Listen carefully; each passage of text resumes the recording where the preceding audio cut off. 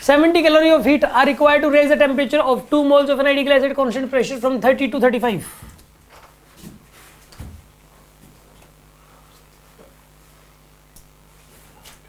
सत्तर कैलोरी चाहिए, कितनी चाहिए बताइए? 70 कैलोरी। कितनी गैस है? 2 मोल गैस है एट कांस्टेंट प्रेशर। आइसोबारिक है, कौन सा है और कहां से कहां तक करना आपको चाहिए? 30 to 35। इसको आगे बाद में पढ़ेंगे, पहले इसी को समझ लेते हैं। आइसोबारिक है, 70 कैलोरी सप्लाई हुई है, इसका मतलब यानी एक्सपेंशन हुआ है। क्या हुआ है? एक्सपेंशन हुआ है, कुछ गया हीट एनर्जी में, कुछ गया वर्क में। एक ये इसमें ना इतनी इन्फॉर्मेशन ये तो बता सकते हैं वर्क में कितनी गई होगी। वर्क में पता कितनी गई होगी? N R delta T, n R number of moles कितने हैं? 2। आर कितना है इसका? 8.31 होता है तो 2 कैलोरी पर मोल पर केल्विन करना है। अच्छा, आर ये वाला लेना आपको, क्योंकि कैलोरी में करना है यार सोल्व ये।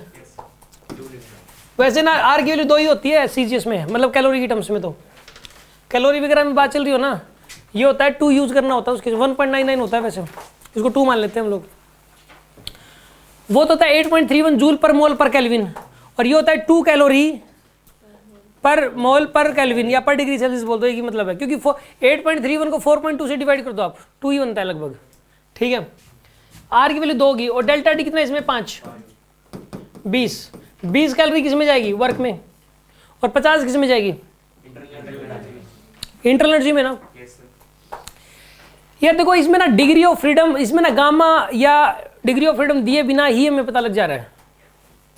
याद रखिए कि अगर चेंज इन टेम्परेचर ये पता लग जाए ना कि इतनी हीट देने से इतना चेंज इन टेम्परेचर आ रहा है, हीट दे दी और चेंज इन टेम्परेचर पता लग रहा है कांस्टेंट प्रेशर पे, या जैसे मतलब किसी भी गैस का ये पता लग जाए तो आई कांस्टेंट प्रेशर पे, तो वर्क डन निकाला जा सकता है इजीली, मतलब। और वर्क डन आ जाएगा तो चेंज इन इंटरनल एनर्जी भी आ जाएगी इस केस के अंदर। इंटरनल एनर्जी में कितनी गई है इसमें? 50।